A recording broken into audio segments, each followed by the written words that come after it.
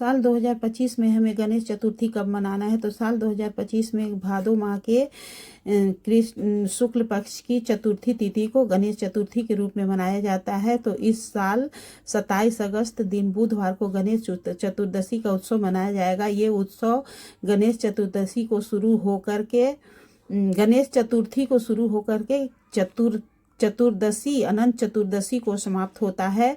तो कुछ लोग 10 दिनों के लिए मूर्ति स्थापित करते हैं और कुछ लोग 2 या 3 दिन या फिर 1 दिन के लिए भी मूर्ति स्थापित करके पूजा करते हैं। तो आइए जानते हैं कि हमें किस तरह से पूजा करनी चाहिए। तो आप 1 दिन के लिए भी पूजा कर सकती हैं और 10 दिन के लिए भी पूजा कर सकती हैं। कुछ लोग 4 दिन रखते हैं, तो जिन्हें जैसे रखना होगा वैसे रख के पूजा कर सकते हैं। और पूजा हमें आप फोटो की, मूर्ति की या फिर आपके घर में जो भी मूर्ति होगा पीतल का उसका भी कर सकती हैं।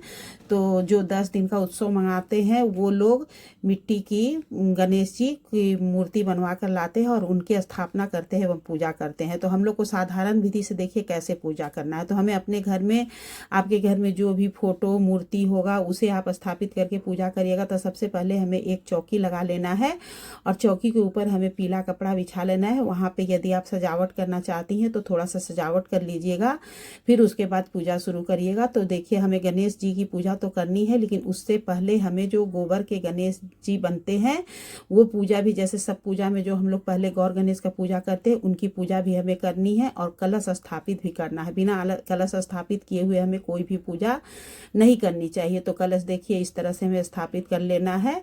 रोड़ी से या तो सिंदूर से आप इस तरह से स्वास्तिक बना लीजिएगा और एक लोटे में हमें कलावा बांध देना, उसमें जल भर देना है और उसके ऊपर हमें पंचपल्लव लगाना है। पंचपल्लव में हमें रोड़ी और सिंदूर से टीका दे देना है और इस तरह से हमें कटोरी में चावल लेकर के उस पर हमें अष्टदल या तो हल्दी से या कुमकुम से बना करके, और इस तरह से देखिए मेरे वीडियो में आपको पंचपल्लव नहीं दिख रहा है, लेकिन आप लोग पंचपल्लव जरूर से लगा लीजिएगा। उसके ऊपर हमें एक दीपक जला लेना है।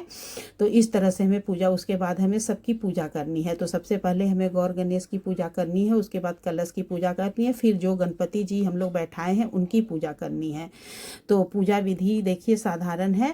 तो इस तरह से हमें गणेश जी को फूल माला पहना देना चाहिए। फिर उसके बाद हमें गणेश जी को जनेऊ अर्पित करना है। उसके बाद गौरा माता को हमें सिंदूर लगाना है, गणेश जी को भी सिंदूर लगाना है। फिर हमें तिलक लगाना है रोड़ी से, चंदन से, और वस्त्र स्वरूप हमें कलावा समर्पित करना है।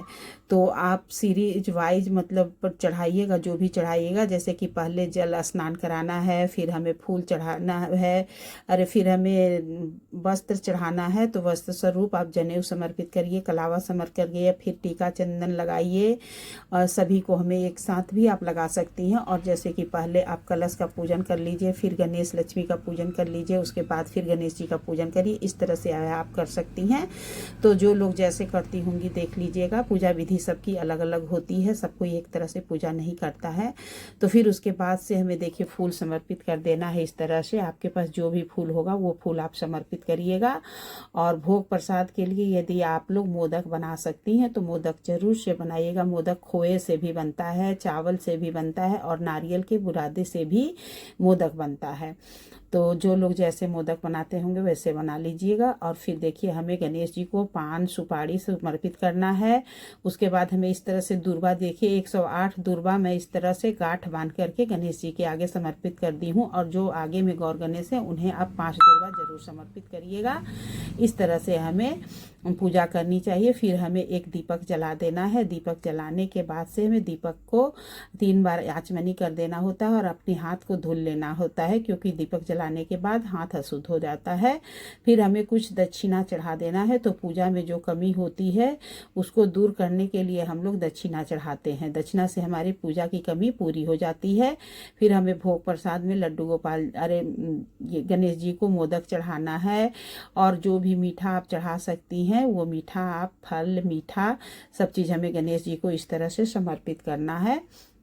उसके बाद हमें 3 बार आचमनी कर देना है। इस तरह से भोग लगाने के बाद से हमें आचमनी करना होता है। फिर हाथ में अक्षत फूल लेकर जो लोग व्रत होंगे वो व्रत कथा सुन लीजिएगा, और जो लोग नहीं व्रत होंगे वो लोग इस तरह से ही पूजा कर लीजिएगा। और पूजा में देखिए, यदि आप 10 दिन के लिए रखी हैं तो या तो आप पहले दिन दक्षिणा चढ़ाइए और फिर आप लास्ट दिन दक्षिणा चढ़ाइए। प्रतिदिन हमें दक्षिणा नहीं चढ़ाना है और उसके बाद हमें आरती कर देना है। तो जो लोग 10 दिन का रखे हैं उन्हें प्रतिदिन सुबह शाम पूजा इस तरह से करना है, और अनंत चतुर्दशी के दिन हमें इनका विसर्जन करना होता है। तो यदि आप फोटो रख के पूजा करती हैं 10 दिन, तो फोटो हमें विसर्जित नहीं करना है। पूजा खत्म होने के बाद से हमें उस दिन हवन कर लेना है, और उसके बाद से हमें अपने फोटो को उठा करके घर में जहाँ आपके फोटो रखाता है वहाँ पे हमें फोटो को रख देना है। तो इस तरह से हमें गणेश चतुर्थी की पूजा करनी चाहिए। और इसे देखिए ढेला चौथ भी कहते हैं। बिहार में इसे ढेला चौथ के रूप में मनाते हैं, और इसका व्रत औरतें रहती हैं, दिन भर व्रत रहती हैं और रात में पूजा करके और उसके बाद से फलाहार या अन्न फलाहार करती हैं। तो उस दिन हमें चंद्रमा नहीं देखना होता है। गणेश चतुर्थी के दिन चंद्रमा किसी को भी नहीं देखना चाहिए। चंद्रमा देखने से दोष लगता है, इसलिए चंद्रमा हमें उस दिन यदि देखना है तो हमें कठवत में पानी रख करके उसमें हमें चंद्रमा को देखना है, डायरेक्ट चंद्रमा को नहीं देखना चाहिए। तो इस तरह से हमें गणेश चतुर्थी का उत्सव मनाना चाहिए। तो प्लीज़ दोस्तों, यदि आप लोगों को मेरा वीडियो ज़रा सा भी अच्छा लगा होगा तो मेरे वीडियो को लाइक कर दीजिएगा, कमेंट कर दीजिएगा एवं शेयर कर दीजिएगा।